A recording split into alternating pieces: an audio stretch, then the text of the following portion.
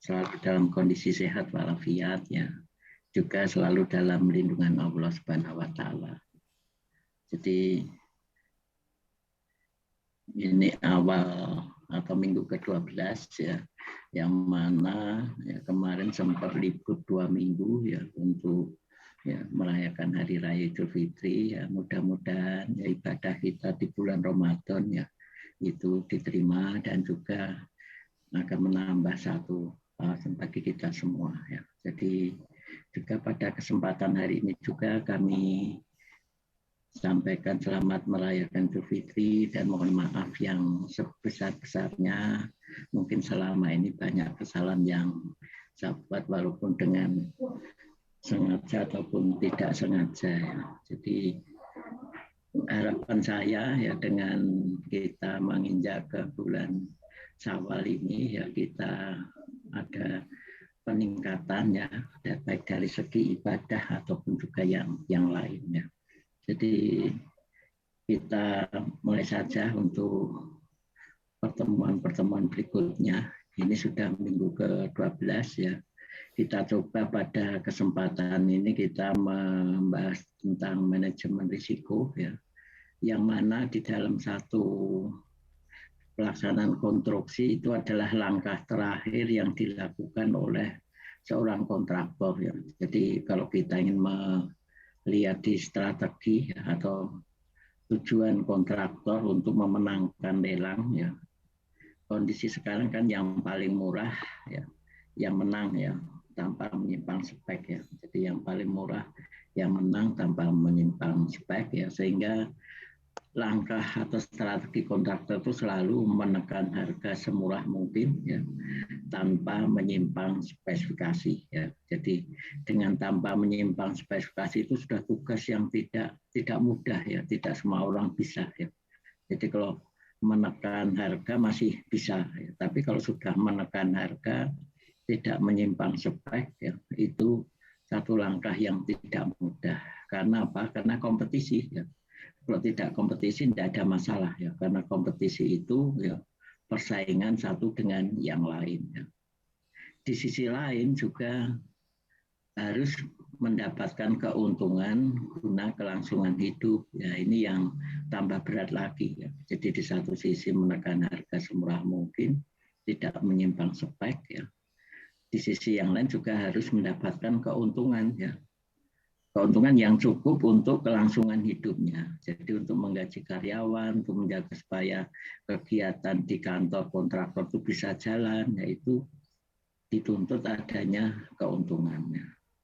Nah itu yang nanti ya satu-satunya jalan yang langkah terakhir itu merubah faktor risiko menjadi keuntungan. Ini yang boleh dikatakan nanti akan bertentangan dengan di dalam satu istilahnya itu menghindari risiko ya. Jadi kalau menghindari risiko itu cenderung pada pekerjaan punya risiko tidak diambil. Ya, itu juga boleh, yaitu salah satu langkah untuk menghindari adanya risiko. Ya. Tapi di sisi yang lain ya, untuk menjaga kelangsungan hidup ya, itu risiko-risiko seperti itu harus dikelola dengan baik sehingga menjadi keuntungan. Nah, itu juga harus kita cermati. Ya.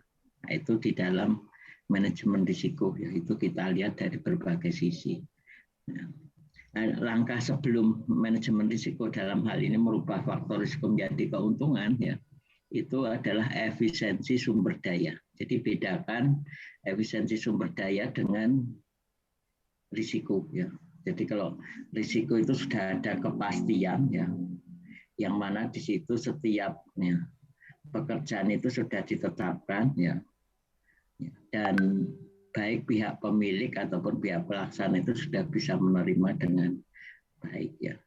Tapi kalau ya efisiensi sumber daya itu sumber daya yang ada kita lakukan efisiensi ya, kita kendalikan ya, dan kita lakukan efisiensi ya, sehingga dari efisiensi tadi mewujudkan adanya produk atau produktivitas yang lebih banyak atau meningkat ya, dan itu akhirnya mendapatkan ya satu keuntungan tersendiri ya. Nah, itu perlu Anda bedakan ya. Jadi efisiensi sumber daya itu kalau kita lihat dari sumber daya, jadi sumber daya yang masuk di dalam satu proyek itu mencakup apa saja ya. Jadi kalau dulu hanya 3, bahan, alat, tenaga, itu kalau dulu. Kalau sekarang sudah berkembang ya. Karena apa? Karena kegiatan-kegiatan lain yang mendukung konstruksi itu juga banyak ya. Di sisi dari pendanaan juga faktor lingkungan kerja. Ya. Jadi faktor lingkungan kerja itu juga cukup ya berpengaruh di dalam peningkatan produktivitas ya. Jadi Anda bisa membandingkannya satu pekerjaan dikerjakan di tempat yang sempit ya. Lalu Anda ingin mempercepat menambah tenaga ya. Ternyata ditambah berapapun tidak semakin cepat ya. Yang satunya di tempat yang luas ya dengan menambah tenaga dia akan meningkatkan ya produktivitas itu berbeda ya.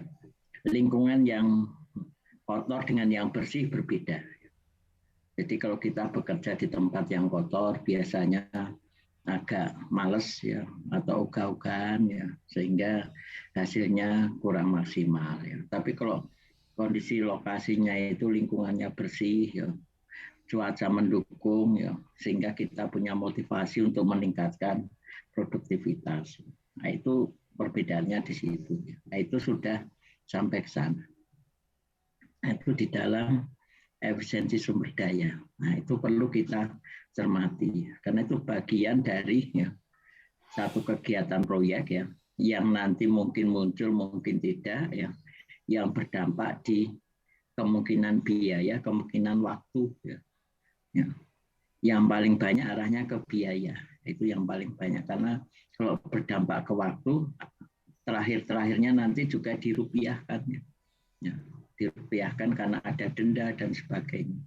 Itu yang perlu kita cermati. Sehingga kenapa manajemen risiko itu harus kita pahami betul-betul ya. Dalam satu pengelolaan manajemen risiko, yaitu langkah pertama yang harus kita lakukan biasanya identifikasi risiko. Jadi dari sekian pekerjaan yang akan kita kerjakan, ya kalau dalam satu proyek itu biasanya kita milah-milah atau melakukan identifikasi pekerjaan-pekerjaan apa yang punya risiko yang cukup besar ya. Jadi kita kelompokkan ya, ada tingkatan-tingkatan risiko. Risiko cukup besar, lalu sedang, lalu mungkin juga risiko kecil ya, yang dan tidak ada risiko misalnya saja seperti itu. Kalau tidak ada risiko itu boleh dikatakan ya nol ya dalam arti nol. Biasanya ada risiko tapi kecil ya. Nah, itu yang kita kelompokkan dulu pekerjaan-pekerjaan tadi. Cara melihatnya bagaimana? Yaitu melihat dari sisi tingkat kesulitan pekerjaan, lalu lokasi pekerjaan sendiri. Itu harus kita cermati. Pekerjaan dinding yang satu di sisi luar di lantai 4 misalnya saja, yang satu di tengah itu berbeda. Nah, itu di dalam identifikasi risiko yaitu sudah kita pilah-pilah ya, posisi-posisi yang mana ya ada di tempat-tempat kerja yang relatif berisiko tinggi ya, kita kelompokkan, lalu yang sedang kita kelompokkan, lalu yang mungkin sedikit kita kelompokkan. Nah, itu identifikasi risiko itu seperti itu. Jadi pengelompokan dari pekerjaan-pekerjaan yang punya risiko tinggi. Ya. Setelah itu kita data, kita lengkapi, ya. Lalu kita coba ya, di dalam satu ya, ketika itu kita langkah-langkah apa yang harus kita lakukan dengan cara seperti itu. Kadang-kadang kalau kita tidak melakukan identifikasi ya, atau identifikasi kita lakukan, tapi langkah-langkah untuk mengatasinya itu ya tidak kita lakukan ya, itu juga mungkin cukup berdampak ke biaya juga ya. Oh, ini ada pekerjaan di lantai 4 di pinggir ya. Nah, tentunya kita kaitkan dengan nilai kecelakaan yang mungkin muncul ya. Ada tenaga kerja dari lantai 4 jatuh, ya. Itu kita perhitungkan betul-betul ya. Jatuh dia sakit masuk rumah sakit ya. Lalu kita harus mengganti tenaga kerja ya. Lalu juga bahan yang dia pakai banyak yang hilang atau rusak ya. Lalu kita tugaskan orang tertentu untuk membersihkan kerusakan tadi atau membetulkan kerusakan tadi. Nah, itu dirupiahkan ya. Nah, itu kalau kita lihat di nilai kecelakaan itu seperti itu, nilai kecelakaan yang atau dampak dari risiko tadi suatu kecelakaan. Nah, itu akan dibandingkan dengan nilai sabuk pengaman. Jadi sabuk pengaman yang paling murah itu mungkin kalau kita lihat di tempat-tempat yang alat pengaman atau istilahnya itu di dalam satu proyek ada alat-alat untuk pengaman itu paling di 25.000 ya. Sehingga nilai 25.000 tadi dibandingkan dengan nilai biaya yang harus kita keluarkan kalau terjadi kecelakaan. Itu kalau di dalam satu ya istilahnya itu pengelompokan, lalu juga kita menindaklanjuti dari pengelompokan tadi ya. Kalau tidak kita lakukan ya kemungkinan terjadi seperti itu. Itu dari risiko kecelakaan kerja. Nah, risiko yang lain ada setiap kita membaca di dalam AHSP itu sudah ada faktor-faktor risiko yang muncul di setiap material. Ya. Jadi kalau Anda lihat di sana ada pekerjaan beton dengan mutu K175 ya, butuh 6,8 sak BC ya. Dengan berat per saknya misalnya saja kita 50 kg atau 40 kg. Ya.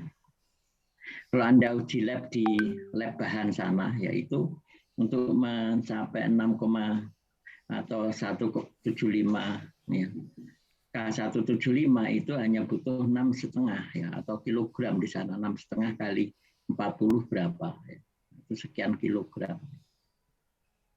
Yang 0,3 itu faktor risiko ya. Kemungkinan salah ngaduk, kemungkinan banyak semen yang tumpah ya. Sehingga kebutuhan 6,8 itu sudah ada faktor risiko untuk bahan semen. Nah, itu kalau kita kelola dengan baik ya 0,3 tadi mungkin hanya hilang 0,1, masih sisa 0,2 bisa kita amankan atau 0,15 bisa. Nah, itu kalau kita kelola dengan baik itu menjadi ya, tambahan keuntungan tadi merubah faktor risiko menjadi keuntungan. Nah, di dalam satu strategi penawaran yaitu menjadi bagian yang harus kita lakukan. Jadi indikator yang bisa kita pakai seperti itu. Jadi merubah faktor risiko menjadi keuntungan itu di situ. Mungkin kontraktor lain ya ragu-ragu melakukan seperti itu, atau mungkin dianggap itu sudah wajar hilang sekian, tidak apa-apa. Ya. Tapi kalau itu kita pakai untuk kompetisi, ya, kita harus melakukan langkah-langkah seperti supaya kita dapatkan harga yang lebih murah dari yang lain. Ya. Selama ya indikator pemenangnya itu paling murah. Ya. Jadi kalau indikator pemenang paling murah itu kita lakukan. Kalau indikatornya itu mendekati harga konsultan atau harga pemilik, kita lebih teliti lagi. Ya. Kira-kira pemilik itu ya, risiko seperti itu diambil tidak? Ya. Nah, kalau itu sudah wajar ada ya kita juga harus mengikutinya karena supaya harga yang kita tetapkan itu mendekati dari harga pemilik atau itu tetap kita lakukan pengelolaan ya merubah faktor itu menjadi keuntungan ya. Tapi pada saat kita masukkan penawaran, ada peningkatan harga penawaran ya. Dengan indikator ya risiko-risiko tadi berapa yang bisa kita kelola ya. Jadi di atas kertas nilai itu adalah nilai penawaran, tapi nanti di pelaksanaan itu menjadi ya, faktor keuntungannya. Itu yang perlu kita cermati. Nah, kalau kita lihat di pemahaman manajemen risiko sendiri, itu adalah proses pengukuran ya, atau penilaian risiko ya, serta pengembangan strategi pengelolaannya. Jadi tergantung dari strategi mengelolanya. Jadi kalau strategi mengelolanya itu kita nggak hati-hati, itu harus kita cermati. Itu yang perlu kita cermati di situ. Jadi di dalam manajemen risiko ini kita terapkan dalam satu proyek ya, yang mana dengan adanya pengelolaan risiko yang baik kita bisa mendapatkan nilai tambah ya. Nilai tambah baik itu dipakai untuk menambah keuntungan atau mungkin juga untuk menekan harga penawaran ya, atau mungkin juga dibutuhkan untuk penambahan biaya-biaya overhead yang kita perlukan. Itu seperti itu. Jadi di dalam langkah pengelolaan risiko kita sudah harus mempertimbangkan ke sana. Jadi jangan semata-mata kita menghindari adanya satu kecelakaan kerja atau mungkin juga ya, mungkin juga risiko-risiko yang harus kita lakukan itu seperti itu. Strategi yang dapat diambil antara lain adalah memindahkan risiko pada pihak lain. Jadi biasanya kalau memindahkan kepada pihak lain itu atau kita mencoba menghindar ya, itu kadang-kadang kita tidak tertarik di situ, kita nggak ikut. Ya. Kalau kita ikut, kita sudah faktor-faktor risiko itu kita misalnya saja kita asuransikan itu juga boleh. Ya. Lalu menghindari risiko, mengurangi efek negatif risiko ya, dan menampung sebagian atau semua konsekuensi risiko tertentu. Jadi sebetulnya setiap pekerjaan itu ada ya, faktor risiko tadi. Jadi ada langkah atau peluang untuk melakukan efisiensi, ya. Juga ada peluang untuk mengelola risiko. Ya. Pekerjaan apapun ya, mulai dari galian tanah. Ya. Anda bisa melihat galian tanah ya, kalau kita ingin mengelola untuk melakukan efisiensi ya, atau menentukan strategi penggalian saja kita sudah berhubungan dengan tadi strategi dalam menentukan ya, besar kecilnya risiko. Ya. Jadi kita menggali tanah untuk saluran. Ya. Apakah satu sisi terus memanjang berkelanjutan ya, atau ada 2 kelompok atau 3 kelompok ya, sehingga bisa lebih cepat selesai dan sebagainya. Itu sudah bentuk-bentuk di dalam strategi untuk menentukan metode kerja. Dan ya, dampak itu sebenarnya juga ke risiko-risiko mungkin yang akan muncul itu di situ ya. Jadi dalam menentukan metode dan strategi itu ya, sudah melihat dari sisi ya, risiko-risiko mungkin yang akan muncul di sana. Oh, kalau kita lakukan satu sisi ke sisi yang lain secara berkelanjutan terlalu panjang sehingga pemahaman kita untuk mengelola bahan, material, dan alat itu masih kita perlukan untuk proyek-proyek yang lain yang kebetulan kita juga punya, yaitu yang harus hati-hati di situ. Ya. Jadi satu cepat selesai pindah ke yang lain terus seperti itu. Ya. Jangan satu diperpanjang tapi bisa mengerjakan 2 atau 3. Ya itu kan strategi. Ya. Mungkin ada kontraktor yang seperti itu. Jadi dalam satu saat waktu yang sama dia punya 4 proyek ya. 4 proyek itu dikerjakan semua, tapi jangka waktunya panjang karena strategi dia setelah mulai dari alat mulai dari A pindah B pindah C kembali ke A, pindah B lagi C balik ke A lagi, sehingga waktunya lebih panjang. Tapi ada yang satu pekerjaan tertentu dipercepat dulu. Seharusnya ini 5 hari, saya buat 3 hari. Supaya nanti yang 2 hari berikutnya bisa dipakai yang lain. Nah itu selalu dibandingkan dengan biaya-biaya yang mungkin muncul.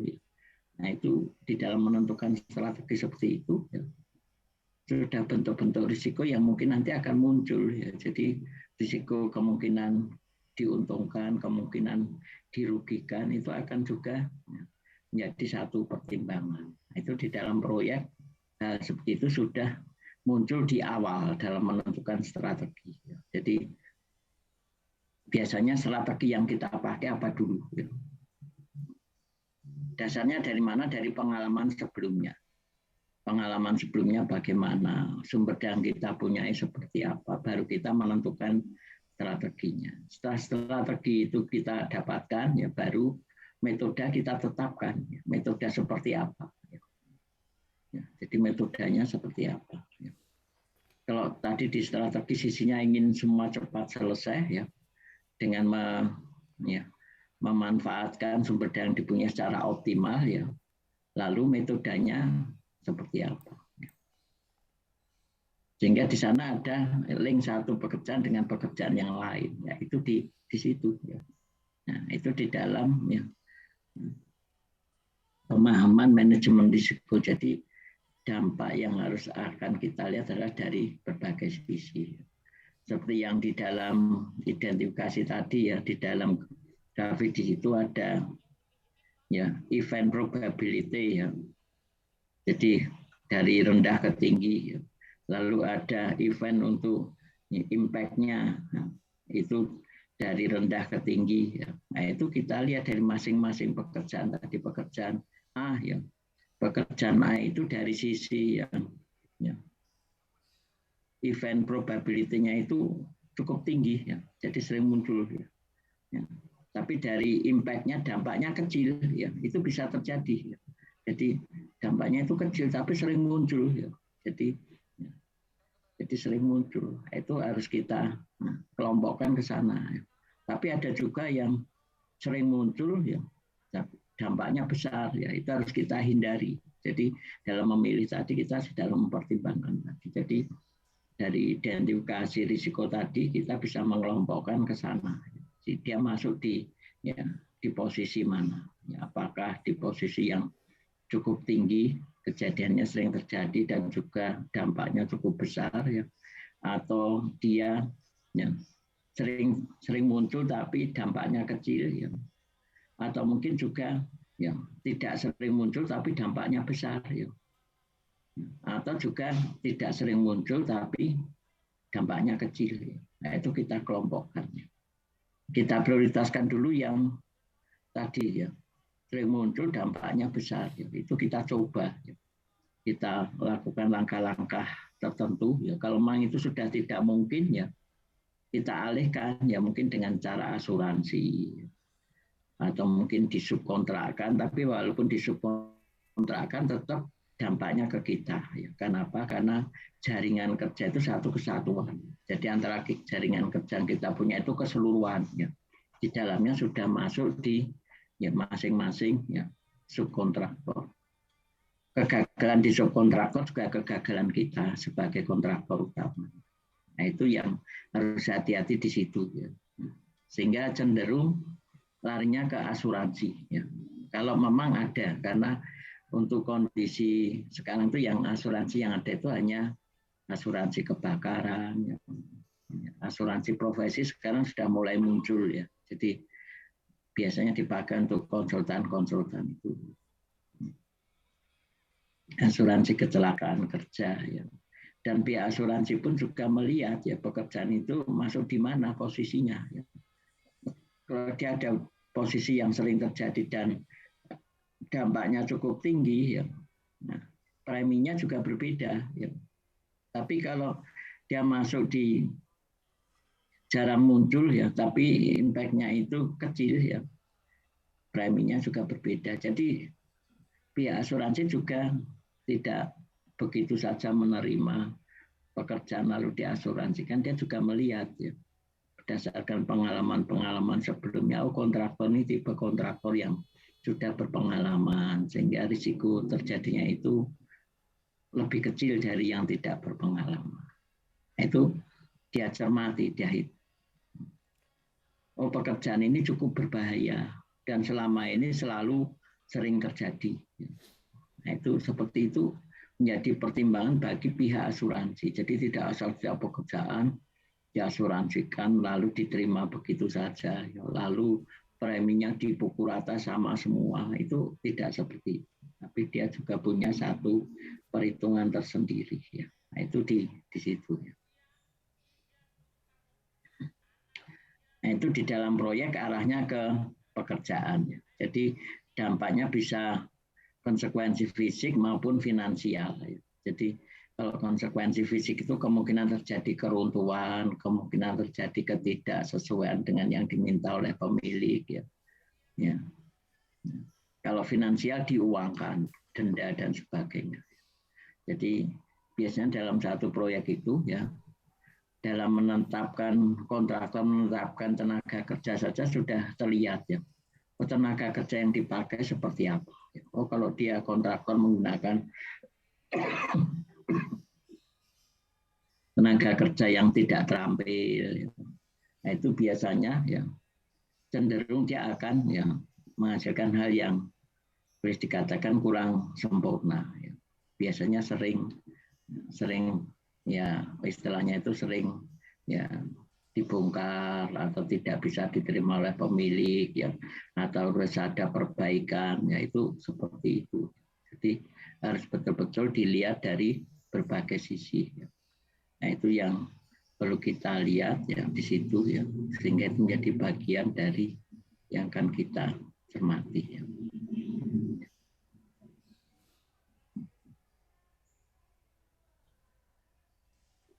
Ya coba Anda pelajari dulu sebentar.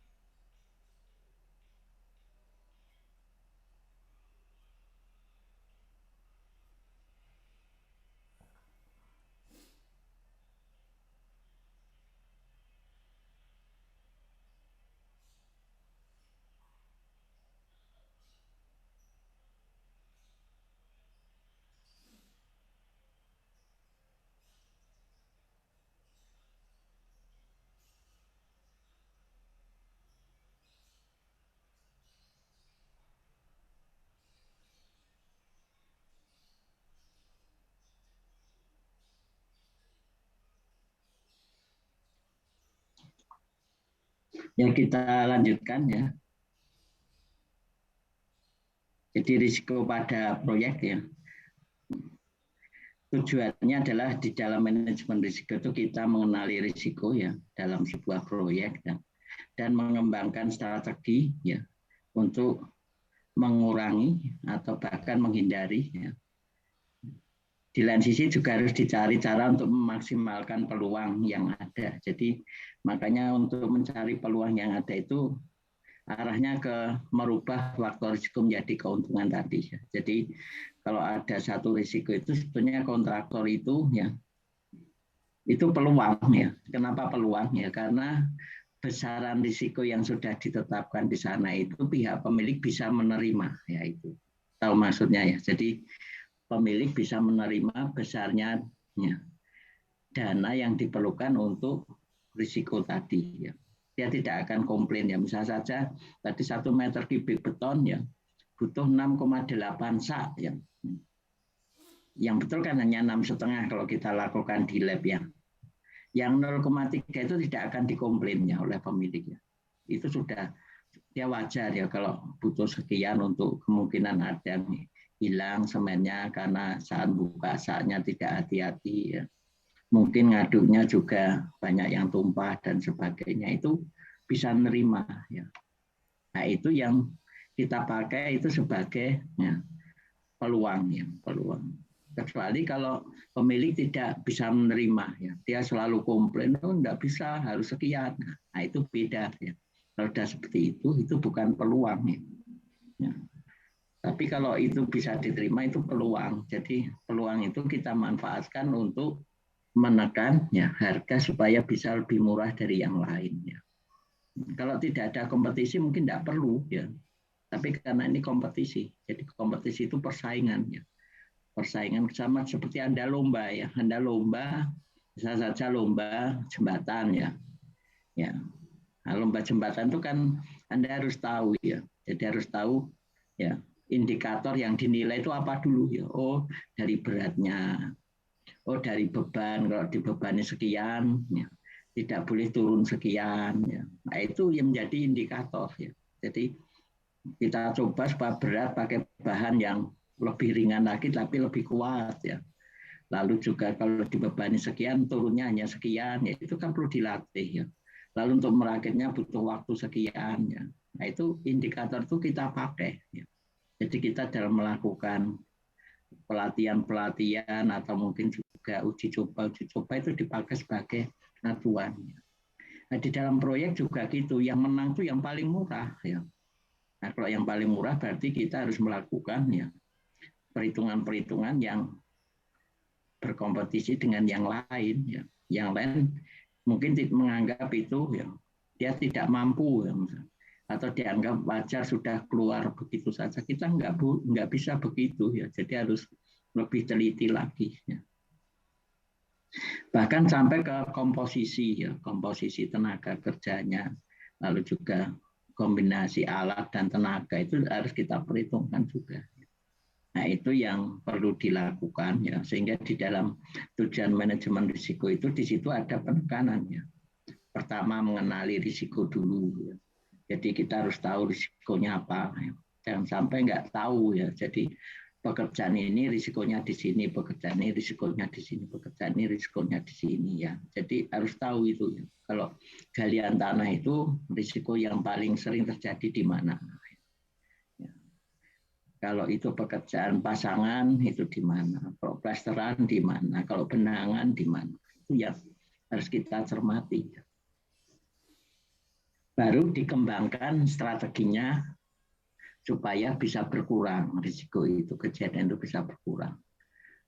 Jadi baru kita usaha dikembangkan ya. Strateginya seperti apa supaya paling tidak berkurang, syukur tidak terjadi ya.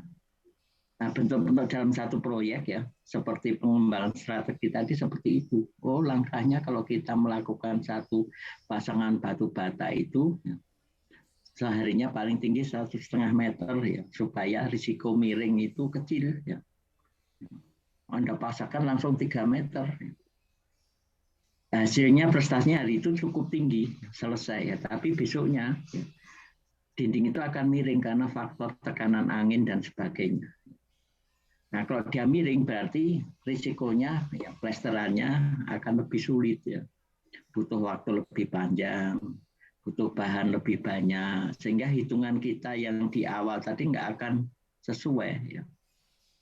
Anda bisa bayangkan kalau dinding miring ya, miringnya saja bisa saja 2 cm ya. Bawah dengan atas selisih 2 cm. Berarti Anda dalam melakukan plesteran paling tidak ya, yang sisi kanan ya, mungkin yang atas cukup 1 cm plesteran, yang bawah jadi 3 cm ya, untuk mendapatkan hasil plesteran yang tegak ya. Sekarang 1 cm dengan 3 cm tinggi 3 meter ya, bahannya butuh lebih banyak ya. Juga di samping bahan lebih banyak, mengerjakannya tidak sekali jadi. Karena plesteran tebal itu tidak bisa sekali jadi. Nah, itu seperti itu, sehingga waktunya lebih panjang, bahannya lebih boros ya. Nah, itu bentuk-bentuk risiko terjadinya ya kegagalan tadi. Jadi harus kita lakukan 1,5 meter dulu ya. Hasilnya boleh dikatakan kalau misal kurang produktif ya, panjangnya ditambah, tapi ketinggiannya 1,5 ya. Jadi kalau satu kelompok tukang itu bisa menyelesaikan misalnya saja 3 meter persegi ya, 3 meter panjangnya, tingginya 1 meter ya. Atau mungkin 3 meter atau 2 meter panjangnya 3 meter. Kalau satu hari mampu 5 meter berarti ya 3 meter mungkin 1,5 ya. Nah, itu seperti itu. Jadi pertama mengenali dulu ya setiap pekerjaan itu risikonya apa ya. Yang kedua itu mengembangkan strateginya bagaimana ya. Baru dikurangi ya. Kalau perlu dihindari ya, dan itu menjadi peluang ya. Peluang untuk bisa menekan harga lebih baik lagi. Yaitu di situ yang harus kita lihat ya. Lalu membatasi kemungkinan-kemungkinan dari ketidakpastian itu sudah jelas. Jadi yang dulunya nggak pasti menjadi lebih pasti. Hitungannya kalau itu ragu-ragu menjadi pasti. Jadi sudah jelas pekerjaan ini butuh dana sekian, ini sekian. Jangan sampai pekerjaan ini butuh dana sekian, mungkin membengkak sekian. Nah itu berarti belum pasti. Membuat langkah-langkah yang lebih mengarah pada tindakan proaktif ya dibandingkan reaktif dalam memandang kemungkinan ancaman dan kerugian yang besar. Jadi kalau satu pekerjaan itu sudah dinilai, oh ini pekerjaan berisiko tinggi ya, betul-betul diprioritaskan ya, dimonitor betul ya, langkah-langkah strateginya harus dijaga betul ya. Jadi harus aktif ya, proaktif ya. Membatasi kerugian dan ketidakpastian pada stakeholder. Jadi stakeholder itu ya, pihak-pihak ketiga yang ada di pekerjaan tadi, mungkin suppliernya, ya, mungkin tenaga kerjanya itu juga pihak ketiga. Menjaga kesinambungan program operasi sehingga tidak terganggu dengan kejadian yang belum Jadi dengan adanya seperti itu tidak langsung semua pekerjaan berhenti ya. Ya, tetap bisa dilakukan ya, kesiapan yang lain. Menjalankan program manajemen risiko secara efektif ya, mempunyai pengaruh dan menguntungkan bukan menimbulkan biaya baru. Jadi dengan adanya risiko tadi itu bisa kita ambil dari bentuk kemungkinan mendapatkan keuntungan lebih di situ. Nilai plusnya ada di situ. Manfaatnya berguna untuk mengambil keputusan dalam menangani masalah yang rumit ya. Memudahkan estimasi itu sudah jelas ya. Jadi dengan adanya itu estimasi bisa kita pastikan ya, karena biasanya yang paling sulit kan ragu-ragu dalam menentukan estimasi. Pekerjaan ini sekian ya. Setelah direkap ya, kok terlalu kecil ya. Pekerjaan ini dinaikkan, risikonya tinggi, dinaikkan lagi ya. Seperti itu ya. Sangat rumit ya. Jadi harus betul-betul diperhatikan. Memberikan pendapat dan intuisi ya, pembuatan keputusan yang dihasilkan ya, memungkinkan bagi para pembuat keputusannya. Ini nilai manfaat ya, manfaat kita melakukan manajemen risiko itu cukup terasa sekali ya. Meningkatkan pendekatan sistematis ya, dan logika untuk membuat keputusan. Jadi kalau kita ingin mengambil satu keputusan itu, ya, memang butuh waktu yang cepat ya. Jadi lebih baik mengambil keputusan salah daripada tidak mengambil keputusan. Itu bentuk pernyataan yang pertama. Ya. Tapi dalam setiap mengambil keputusan harus mempertimbangkan berbagai segi. Ya. Jadi setiap pengambilan keputusan harus dipertimbangkan berbagai segi. Kalau di dalam proyek itu dari sisi waktu, dari sisi mutu, dari sisi biaya, ya, itu diperhitungkan dari 3 sisi itu. Ya. Jadi dari waktu bagaimana, dari mutu bagaimana, dari biaya bagaimana, baru diputuskan. Ya. Ya. Itu seperti itu. Nah, di dalam lelang ya, identifikasi risiko ya. Jadi mengapa pentingnya pengalaman sebelumnya itu untuk hal seperti tadi. Jadi kalau kita mengerjakan satu proyek itu jangan lupa langkah yang terakhir. Jadi evaluasi dan laporan itu sangat penting ya. Jadi evaluasi dan laporan karena evaluasi dan laporan itu menjadi bahan untuk menambah pengalaman untuk pekerjaan-pekerjaan berikutnya yang sejenis ya, itu sangat penting. Jangan sampai nanti Anda mengerjakan satu proyek, kok dulu itu kondisi seperti ini kita pakai seperti apa, lupa sudah. Nah, itu otomatis ya tambahan pengalaman tadi ya tidak istilahnya itu betul-betul ya istilahnya mengganggu ya, jadi tidak diingat lagi. Sehingga itu bukan satu pengalaman yang positif. Ya. Itu harus dilakukan seperti itu. Membuat rencana penanggulangan ya apabila risiko yang diidentifikasi tersebut menandai. Jadi di dalam identifikasi tadi kan sudah dikelompokkan ya risiko yang paling sering muncul ya, dampaknya cukup besar. Ada yang jarang muncul, dampaknya besar. Ada yang jarang muncul, tidak berdampak ya. Atau sering muncul, dampaknya kecil ya. Nah, seperti itu kan sudah dikelompokkan. Nah, dari pengelompokan tadi ya, kemungkinan terjadi ya risiko yang benar-benar muncul ya, nah itu sudah di istilahnya cara penanggulangannya itu sudah tahu ya. Harus seperti apa dan sebagainya. Itu sudah.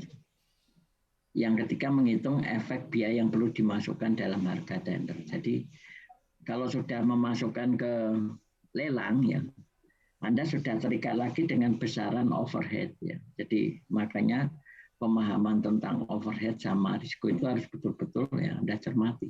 Jadi besarnya overhead dan keuntungan fee ya yang bisa diterima pemilik adalah 15% maksimal. Lalu kalau Anda kompetisi, kalau ngambil 15 pasti sudah kalah. Berarti Anda turunkan misalnya saja 14 ya.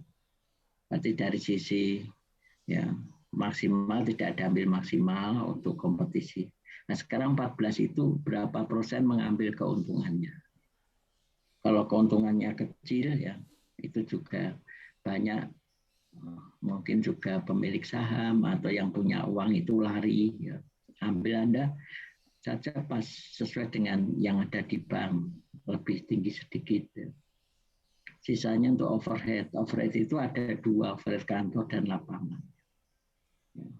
Untuk yang lapangan berapa, yang kantor berapa. Nah itu di situ ya. Jadi disitulah Anda harus betul-betul melihat. Kalau ternyata itu nggak cukup ya, lakukan efisiensi sumber daya. Ya.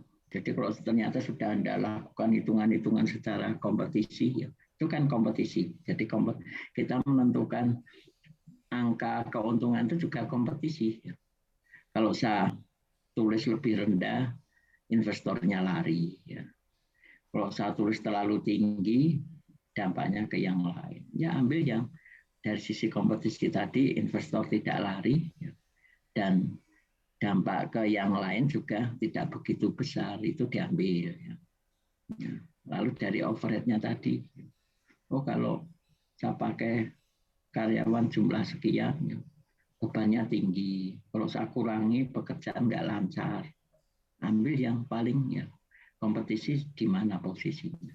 Kalau sudah itu diambil ternyata masih kurang, ya, lakukan tadi efisiensi sumber daya. Setiap pekerjaan harus Anda lakukan. Pekerjaan apapun, dari materialnya, dari peralatannya, dari tenaga kerjanya, harus Anda lakukan. Jadi setiap pekerjaan yang ada, yang tersedia dananya, lakukan efisiensi sumber daya. Bahan mulai dari Anda beli dari yang paling murah, mutunya bagus, ya. Lalu selama perjalanan tidak banyak yang rusak, ya. Tidak banyak yang hilang, ya. Lalu masuk lokasi dicek kebenarannya, ya. Volumenya, ya. Lalu disimpan di tempat yang aman, ya. Baik dari faktor kerusakan, faktor pencurian, ya. Ya. Digunakan seperlunya, ya. Digunakan seperlunya ini yang juga harus Anda cermati. Anda punya besi 12 meter, ya. Butuh tulangan panjangnya misalnya saja 4 meteran. Ya. Berarti satu lonjor jadi 3, dipotong 3. Ya. Jadi satu lonjor jadi 3. Kalau misalnya saja untuk panjangnya itu ada yang balok ukuran panjangnya 5 meter. Ya. Satu lonjor dipotong 2, sisa 2 meter. 2 meter dipakai apa? Harus Anda perhitungkan. Jangan nanti yang sisa 2 meter itu tidak terpakai. Mungkin satu lonjor satu saja. 12 meter dipotong 5 meter masih, ya. 12 kurangi 5, ya. 7 meter. 7 meter kebetulan nanti ada kolom yang panjangnya 3,5, jadi 2. Ya. Jadi 2 lonjor untuk tulangan. Jadi harus Anda perhitungkan. Jadi cutting list-nya itu betul-betul sehingga satu lonjor itu tidak hanya untuk tulangan utamanya, mungkin juga tulangan utama yang lain yang dimensinya berbeda. Nah, itu bisa. Jadi, itu yang dimaksud dengan tadi, ya, efisiensi dalam penggunaan materialnya. Lalu setelah digunakan, ya, pelaksanaannya seperti apa. Lalu dirawat, ya, setelah jadi terpasang dirawat. Nah, itu efisiensi sumber daya untuk bahan. Untuk alat juga begitu. Ya. Untuk tenaga juga sama. Jadi itu berarti sudah melangkah tadi merubah faktor risiko. Ya. Kalau itu di risiko-risiko yang mungkin terjadi, ya. Kalau itu di efisiensi, ya efisiensi bahan, efisiensi alat, efisiensi tenaga. Kalau sudah kita lakukan semua efisiensi ternyata masih belum cukup. Ya. Kita perlu menggaji karyawan di lapangan sekian, masih kurang kebutuhannya. Ya. Lakukan yang langkah terakhir, merubah faktor risiko menjadi keuntungan. Sehingga harus kerja betul-betul, ya. Rutin pengendalian selalu dilakukan. Cutting list dijaga betul, ya. Lalu juga risiko-risiko yang ada dikendalikan, ya. Oh, ini banyak semen yang terbuang, ya. Bukaannya juga diatur pembukaannya, ya. Sehingga tidak banyak yang terbuang. Kerjasama dengan Argobel misalnya saja yang boleh dibawa yang sudah bersih betul kertasnya. Dia ditugasi juga membersihkan di situ, tapi boleh membawa. Nanti Anda akan di situ akan dibandingkan menjual, ya, istilahnya itu bekas sak semen, bekas, ya, sak semen sekian sak, ya. Atau itu diberikan ke Argobel tapi isinya harus bersih. Isinya harus bersih. Atau alternatif ketiga, dibersihkan sendiri, ya, itunya baru dijual. Kalau dibersihkan sendiri berarti butuh tenaga kerja khusus, ya.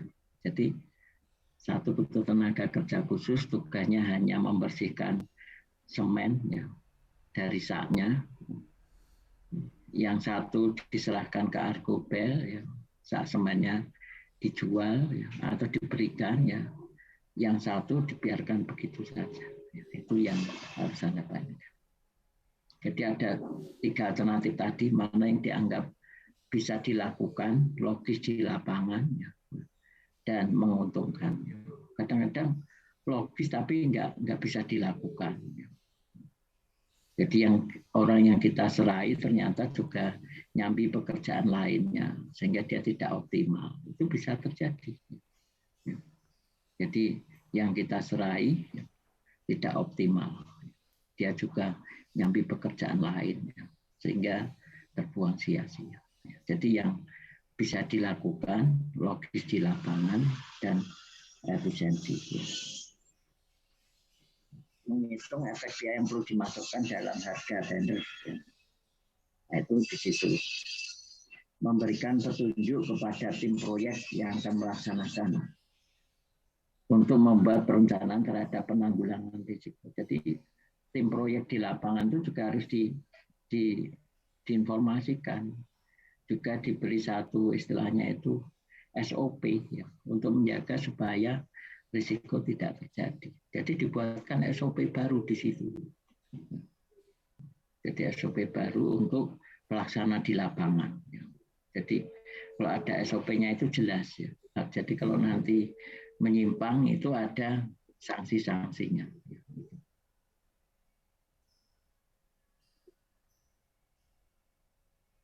Nah, kalau yang kita lihat dari sisi yang masuk dalam manajemen risiko ada dua aspek teknik yang berhubungan dengan sumber daya, bisa alat, bisa manusia, bisa material, ya. Metode, dana, dan lingkungan itu masuk di sana. Ya. Jadi aspek teknik gitu. Ya.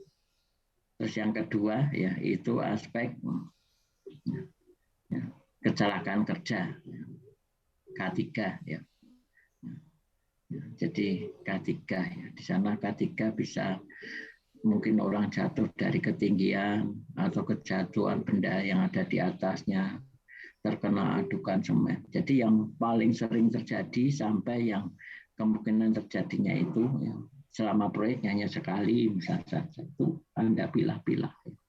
Ya. Itu di situ. Kalau yang teknis tadi ada dua di sana. Satu efisiensi, satunya risiko. Jadi kalau efisiensi itu langkah kerja yang nanti berdampak di efisiensi kebutuhan sumber daya. Kalau risiko itu besaran koefisien yang sudah ditetapkan, ya, yang nanti ya kalau itu kita kendalikan bisa menjadi satu keuntungan tambahan. Itu berbeda. Ya. Jadi tinggal kita kalau bisa melakukan dua hal itu sudah cukup bagus ya. Sudah cukup bagus. Karena jarang orang itu mengelola mulai dari beli bahan sampai tertempel itu jarang. Biasanya hanya sebagian. Cari yang murah ya. Setelah dapat yang murah tidak dirawat ya. Atau mungkin nimbunnya asal-asalan. Nimbunnya di tempat yang aman tapi harganya mahal ya. Nah, itu juga harus hati-hati. Jadi harus mulai dari awal sampai akhir itu terkendali. Nah, itu di situ. Nah, itu risiko-risiko yang nanti mungkin di lapangan ada ya. Dan kalau Anda lihat ya di situ ya, Anda coba pahami dan cermati ya. Jadi pada satu proyek ya itu seperti apa. Jadi untuk lebih memahami itu silakan Anda mencoba ya, mencari pengelolaan risiko yang terjadi pada proyek ya. Bagaimana cara mengatasinya ya. Mungkin bukan yang kecelakaan kerja untuk saat ini, yang efisiensi dulu ya. Yang efisiensi, yang kecelakaan kerja kita tunda ya. Jadi besok kita bahas tentang kecelakaan kerjanya ini ya. Ini ditunda dulu ya.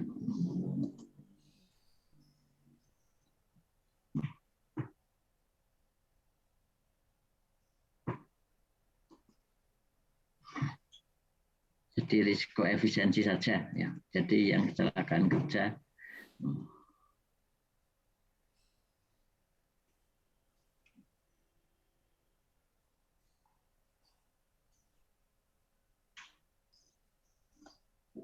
nah, risiko efisiensi sumber daya ya. Jadi khusus efisiensi saja. Jadi sumber daya itu bisa bahan, bisa alat, bisa tenaga, bisa metode, bisa juga dana, atau mungkin juga kalau kita lihat faktor lingkungan. Jadi faktor lingkungan bisa berdampak di efisiensi. Misalnya saja lingkungannya sempit, Anda pakai tenaga kerja banyak, ya tidak efisien. Jadi hasilnya tidak akan optimal. Anda gali tanah untuk sumur, ya berarti kan 1 meter, ya, tapi dalamnya 10. Ya. Paling yang bekerjanya 2 orang. Anda ingin cepat juga nggak bisa nambah tenaga. Ya. Jadi paling hanya 2 orang itu yang kerja. Ya. Maksimal 3, 1 memindahkan tanah. Seperti itu. Ditambah berapapun selesainya juga sekian hari. Itu berarti ya, dari sisi faktor tingkat kesulitan pelaksanaan ataupun lingkungan, ya, itu seperti itu. Nah itu Anda coba ya, dilihat dari ya, efisiensi dulu, efisiensi sumber daya, bahannya seperti apa, alatnya bagaimana, tenaganya, komposisi tenaga kerjanya yang paling efisien seperti apa. Ya, jadi kalau sudah ke komposisi tenaga kerja itu dikaitkan dengan tingkat kesibukan ya. Kesibukan tenaga. Jadi jangan sampai satu tenaga santai, satu kerja keras, itu jangan sampai terjadi. Harus kalau kerja keras semua. Ya. Jadi itu yang perlu dilakukan. Silahkan Anda coba. Ya. Minggu depan kita bahas lagi. Dan kita pindah juga ke kekuasaan kerja. K3-nya. Sampai sini ada pertanyaan? Silakan kalau ada.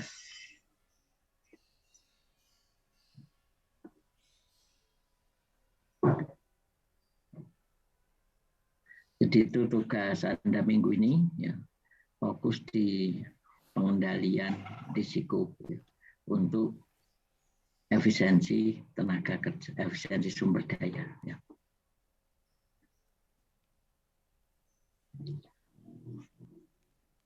Silakan kalau ada. Kalau tidak ada, saya cukupkan hari ini. Kita lanjutkan minggu depan. Ya. Kita bahas lebih detail. Jangan lupa tugas Anda yang cermati ya, dari sisi sumber daya. Ya. Jadi efisiensi sumber daya. Kalau bahan mulai dari beli bahan sampai bahan itu tertempel. Ya. Kalau tenaga mulai daripada tingkat keterampilan tenaga, ya, skillnya, lalu juga dari sisi komposisi, ya, lalu dari sisi produktivitas, ya, juga dari sisi besarnya fee-nya. Ya. Kalau alat, kesinambungan alat, ya, jenis alat yang sesuai dan kesinambungannya. Ya. Lalu Anda bandingkan peralatan sendiri dengan peralatan sewa, ya, itu 3 hal itu. Ya. Metodenya bebas yang Anda pakai. Kalau tidak ada, saya cukupkan ya. Terima kasih ya. Assalamualaikum warahmatullahi wabarakatuh. Waalaikumsalam warahmatullahi wabarakatuh. Terima kasih Pak. Ya. Terima kasih Pak.